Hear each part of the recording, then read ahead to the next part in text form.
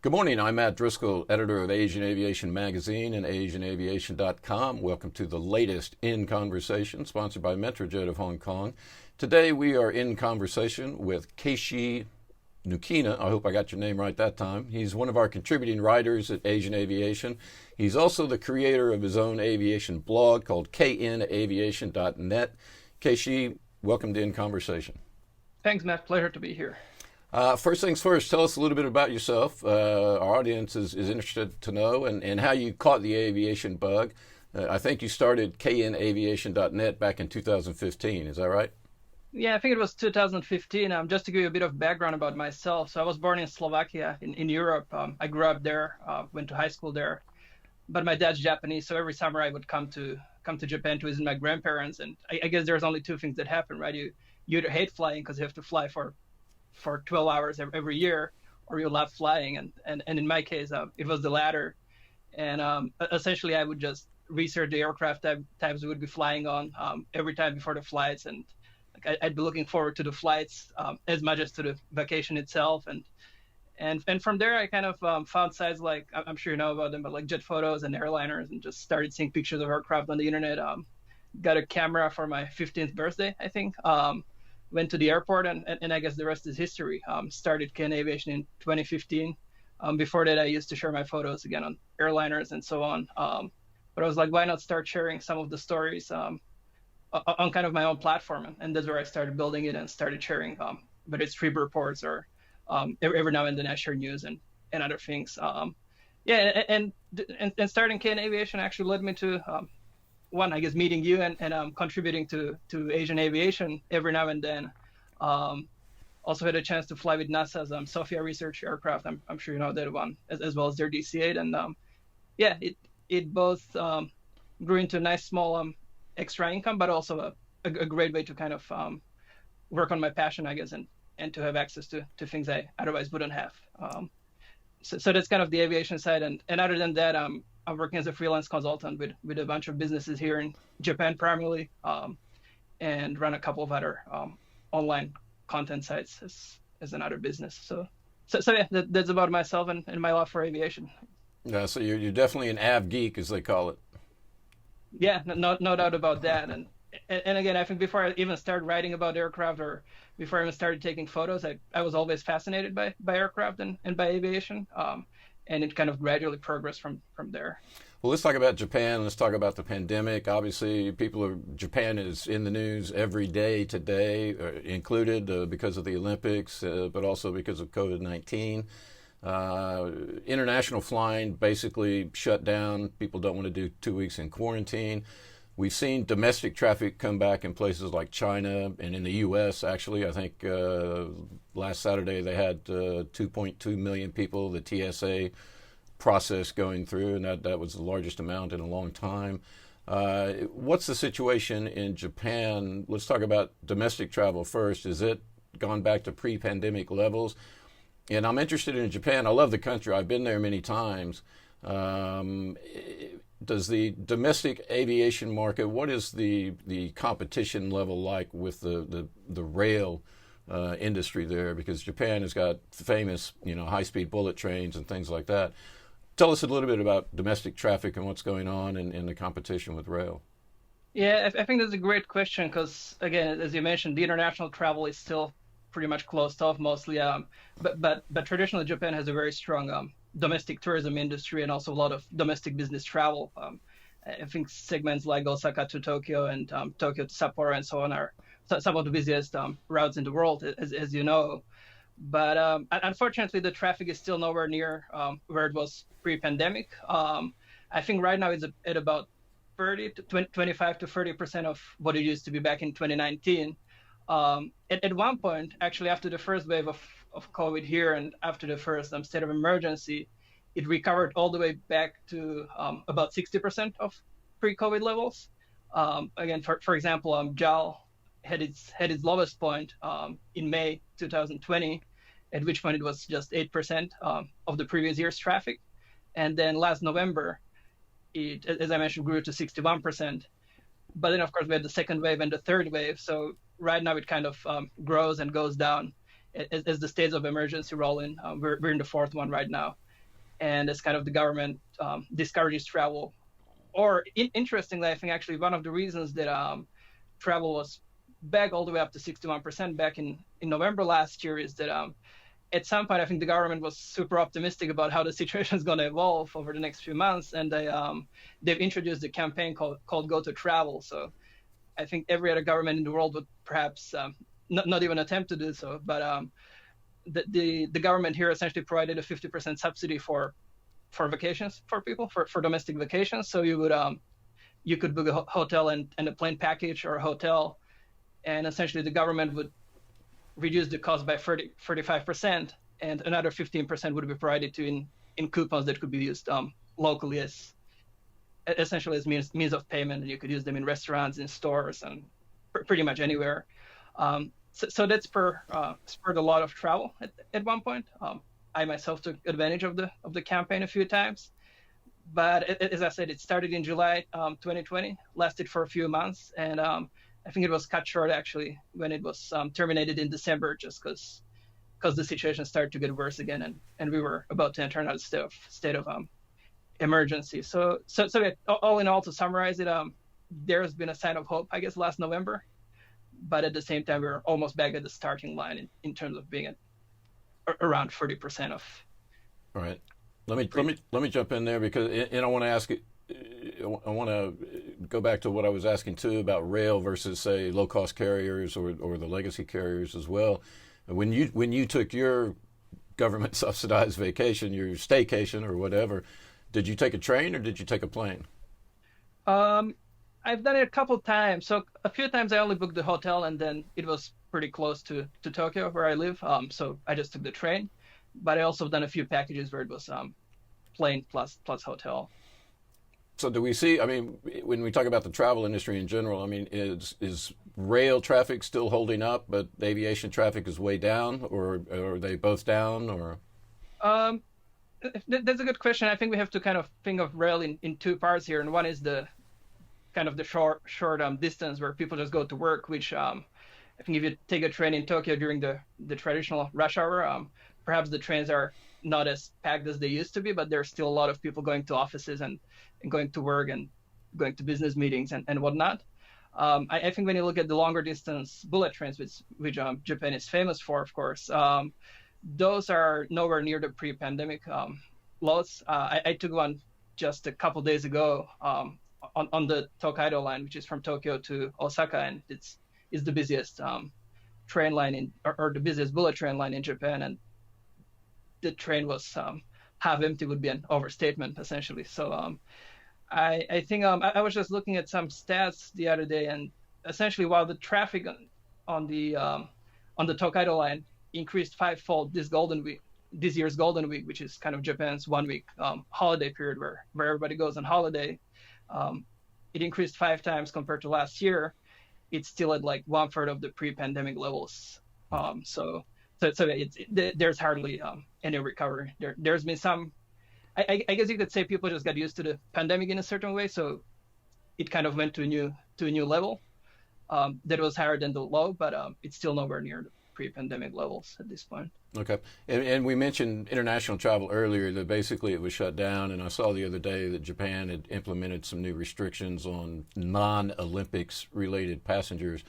And that caused a problem with IATA, who issued a statement, said, don't ease up on the restrictions for people who are not. But Japan, I mean, they've got some pretty strict quarantines in place, and pretty much, I mean, if I, as a foreigner, probably couldn't go to Japan right now, right? Yeah, I think, again, it's half Slovak, half Japanese.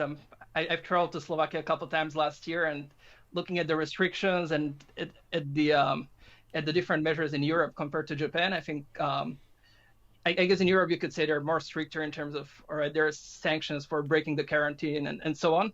But when it comes to actually foreigners being able to visit Japan, or even locals being able to, or even Japanese citizens being able to come back, I think Japan's much stricter and much more closed off, which you could expect as an island nation that kind of wants to keep the virus out of the country, which is the main priority right now, I believe.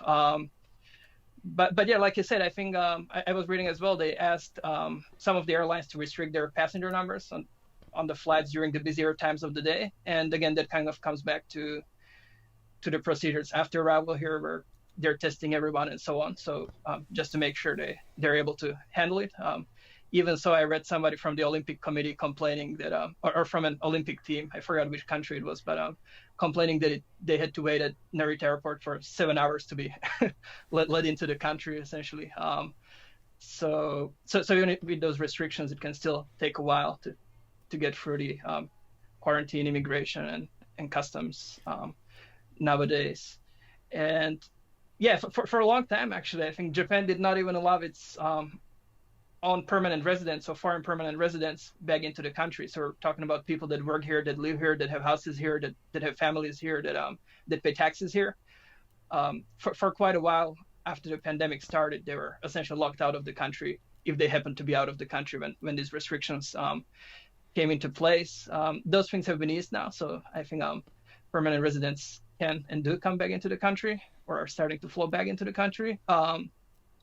As for shorter term business travel, I think it's still more or less off limits. For a while, there was a simplified entry procedure for, I believe it was some Asian countries, where you could come on business, and if you submitted your kind of schedule for the few days you would be here and who you would be meeting and so on, you could skip some of the steps in terms of quarantine and things like that. But even that has been terminated as the cases started to rise back, and as another states of emergency were implemented over and over again. Okay. Let's get back to the carriers. We're talking about legacy carriers a minute ago and LCCs. With what little traffic there is now, who's holding it together better? Is it the legacy carriers? Is it ANA and JAL, or is it the low cost carriers? That's a good question. I don't think there's a necessary winner at this point, because again, I think the LCCs, of course, have the advantage of lower overhead, simple structure, limited international network, which is the thing that was hit the hardest over the last year or so, and smaller planes, which are better in times when not many people are flying. But again, the bigger airlines have the financial backing to survive this, and the government support at the end of the day if it comes to the worst. So I'd say at this point it's still really hard to tell who's the winner, because again, we're pretty much at the rock bottom, and I would like to think that it can only go up from here, although I don't want to jinx it, of course. But yeah, just because we're at the bottom, I think the more interesting thing to watch will be how do these two types of airlines recover going forward, because again, you will have they will both be badly hurt, and I think it will depend on things like, all right, how will the Japanese people be doing economically, and how will the locals be able to meet their needs in those regards, as well as in terms of what will the speed of recovery be for domestic and international travel. So it's pretty, as we could see last November, it's pretty easy for domestic travel to recover. All you need to do is the government needs to pay half of the trip for people, and suddenly have people traveling. With the international travel, with all the restrictions and with different laws and regulations in place in different places, I think it's going to be a much longer journey until we're back to where we were pre-pandemic. So possibly that could advantage the low cost, which have a bigger share of their traffic come from domestic passenger and a bigger share of their network. But again, I think at this point it's really hard to tell. Let me ask you this. I mean, Japan, unfortunately, is lagging when it comes to vaccinations a little bit. And IATA and a lot of other organizations have come up with these so-called vaccine passports or digital health certificates that show testing status or vaccination status. Do you think the average Japanese traveler, if Japan implemented something like that, would they be willing to use some kind of a digital health passport? That's a good question. We'll have to see. So the Japanese government, I believe it was 2 days ago, as of the date of recording this podcast, they started issuing vaccine passports. But this being Japan, of course, they're paper-based. They have no QR codes. There's nothing digital. we're talking about a country that still uses faxes on a very wide basis here. So I was just getting ready to ask you that because I know a lot of people in Japan still have a fax machine. yeah, exactly. The fax is like the joke here. So we'll have to see how those will work. But again, those are in a way they're one way, right? They get you into the country where you're going. I think they have some agreements with Austria and a couple other countries where they're accepted. I also know that Slovakia in his law just says as long as you're vaccinated and you have something to prove it, as long as it's in English, whatever works pretty much. So it will kind of get you out of Japan and into a country. But then coming back into Japan, you're still faced with the same restrictions as if you were unvaccinated. So again, the government doesn't, for its point of entry, it doesn't recognize between vaccinated and unvaccinated passengers at this point. Now that said, I would assume that now that they've introduced this vaccination passport, although they explicitly stated in a way that it's one way only, I would assume it's headed in the right direction and that they'll start using the entry restriction back into entry restrictions back into Japan as well.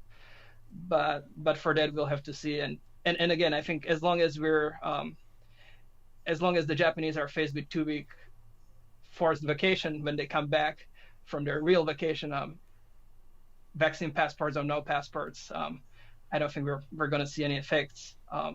It will all have to start with the easing of the restriction for coming back into Japan. Okay. Keishi, I hope I pronounced it right. Let's shift gears for a minute. Around mid-June, there was a whole host of announcements from engine makers, people like Airbus and others. Everybody was proclaiming their intention to go green, be carbon neutral by 2050, use sustainable aviation fuels. Japan has pledged to be carbon neutral by 2050. I have my doubts that countries are going to make that, and I think it's a shame we got to wait 30 years. I think it needs to happen faster. Give us an idea of what Japanese airlines and other aviation companies are doing to go green. Yeah, I'm really glad you asked this question because for quite a while now I've been doing a lot of work with a company called Shulman Advisory, and essentially what we do is we study the Japanese energy market and the changes in the Japanese energy policy and so on, and this is something that I've been looking at a lot these days. And as you say, they've pledged the carbon neutrality by 2050. Whether they'll get there or not, that remains a question. On kind of the energies, on kind of the power side, which is the big part of it, you have the question of whether there will be nuclear and how much renewables can they build and put in the grid and things like that. And when you add to the fact that aviation, you can't just plug an aircraft into a power outlet, you actually have to fuel it with something, then still the best option is the fuels we've been using. And of course, there's been some initiatives by the airlines to try to go green and to try to go carbon neutral, but there's still a long way to go, I think, in that case. And I know that both ANA and JAL pledged carbon neutrality by 2050, but again, as you said, how they will achieve it or whether they will achieve it is a big question mark. I think there's essentially 3 areas in which they can cut their emissions and kind of a cheat code. So to say, one is, of course, you can use the sustainable aviation fuels, which both ANA and JAL have been doing as kind of part of pilot projects, test projects. So it's nothing at scale at this point yet. Of course, both airlines are claiming to be participating in developing new technologies to make aircraft more efficient and so on. But at the end of the day, at this point, aircrafts are still machines that just consume a lot of fuel because that's the nature of the machine. And the third thing, which again helps with some incremental things, but nothing too radical, is just improving the efficiency of operations. So whether it's single engine taxiing or smoother descents or trying to reduce weights by having lighter containers or things like that. But again, these things only get you so far, and especially in the next 10, 15 years. So there's the cheat code, as I said, which is the carbon credit trading. Just, all right, you emit less emissions, so we buy your rights to emit emissions. So again, I think that's part of their strategy to reaching carbon neutrality is just right. offsetting whatever emissions. And that's basically just a license to pollute. Yeah, you could call it that. Yeah, I have my doubts about carbon offsets too. I mean, I'm in favor of not cutting the forest down in the first place, rather than paying for carbon credits to plant trees. Just save the forest in the first place. So but I'm accused of being a tree hugger, so that's my fault. And again, sustainable fuels, I mean, that seems to be the easiest and the fastest way to implement it. But also I see a lot of people, and Kawasaki Heavy was talking about this, where they want to enter the hydrogen-powered aviation world.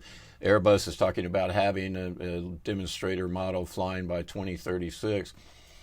I really have my doubts about hydrogen, for example, because there were some figures that came out from Pratt & Whitney the other day. If you took all the hydrogen in the world available today, it would only power 10% of the airplanes that are flying. So A, there's not enough hydrogen. B, to create the hydrogen that we would need, you'd have to use fossil fuels.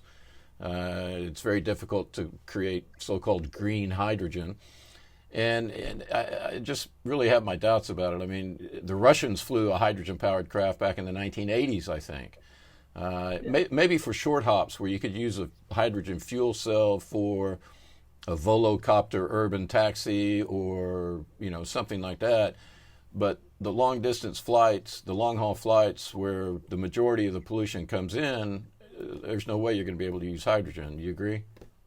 Yeah, absolutely. Again, I think there's two parts of the issue, and one part of the issue is just as you said, where do you get the hydrogen? And again, Japan is, as part of its energy strategy, is betting strongly on hydrogen. It sees its future in hydrogen to an extent, but it's still far from being at scale. Japan announced a green fund, a government investment fund, subsidizing projects related to this, and I think that's part of. And I think Kawasaki is taking advantage of that in terms of the efforts that you were mentioning. And there are some pilot projects in terms of producing clean hydrogen, whether it's in Fukushima, there's a solar to hydrogen project going on there, I think. There are some attempts at bringing liquefied hydrogen from Australia on clean vessels. And there are some attempts on producing hydrogen in Brunei and bringing it back into Japan. But again, the logistics of just the procuring enough fuel part are just tremendously difficult, and whether we'll be able to achieve them in 10, 20, 30 years, who knows? I think it's something that's very difficult to bet on. And again, and then you have the technology side, which is, it's difficult enough to, as we just said, to produce, transport, and store hydrogen from wherever it's made to where it's used, and turn it into power or something, into a fuel cell vehicle, let's say. And then add to the fact that you need to make a flying hydrogen tank, essentially, an aircraft that will be powered by hydrogen, that will be able to store the hydrogen, and that will be able to burn the hydrogen. And now multiply it by the fact that you need to have this infrastructure in all the places that the aircraft flies. So you can't just have it in Tokyo and store your fuel for round trip to whatever, to Sydney or to New York. You have to have this exact infrastructure in Sydney, in New York, in Tokyo, and so on, if you want to apply this to long haul models. So I think that's out of question for the foreseeable future. As you said, for the shorter sectors, I think sure, maybe for some commuter hubs around the country, you could say hydrogen is potentially future. You could also say the same about electric planes for like 20, 30-minute flights. But again, I think when it comes to 1.5 or 2 hour flights, which most of the more dense domestic routes would be here in Japan and also pretty much anywhere else in the world, I think that it's still too far away to be able to count on in terms of reducing the emissions in a short enough time. Yeah, the companies hate it when I say that, but I just doubt very seriously hydrogen's going to make it in my lifetime. That's for sure. Keishi, we're running a little bit short on time. I want you to get out your crystal ball or your tarot cards or whatever you use to predict the future. Give us an idea of what the industry looks like in Japan, let's say the rest of this year. IATA, other groups were predicting a good second quarter and perhaps a good third quarter. Delta variant came along. We had more outbreaks in Singapore and India and Australia and Japan. What is it?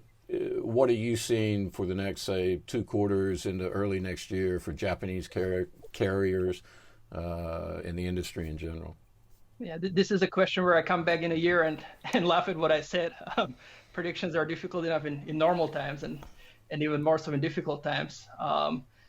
As I mentioned, Japan is currently in its 4th state of emergency. I think it's meant to last until August 22nd or around that time.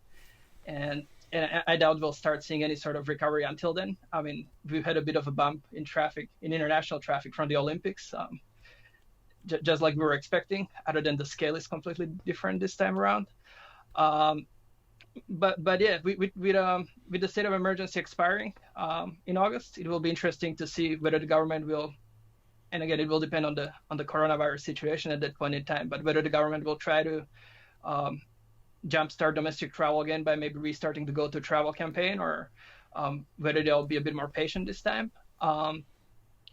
Personally, I don't think any significant recovery will happen until at least the second or third quarter of next year, because again, as you mentioned, the new variants are coming along, and it kind of feels like going 2 steps back and then 1.5 step, going 2 steps forward and then 1.5 step back.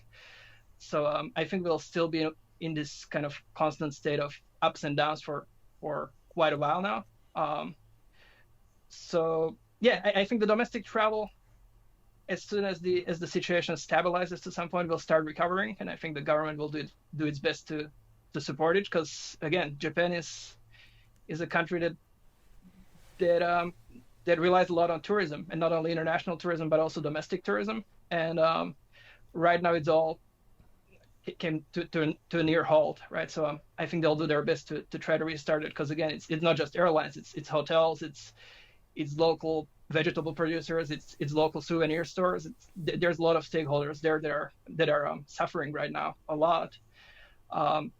As for international travel, I think that will still take quite a while. And again, my mom's Slovak, so she's the only one in the family that doesn't have Japanese citizenship. So she hasn't been able to visit for quite a while, and unfortunately, I don't think it will be possible anytime soon, unless they start easing the restrictions. So yeah, I guess in terms of full recovery for the airlines, you may call me pessimist here, but I think it's still going to take a couple of years to get to the point where we were before pandemic.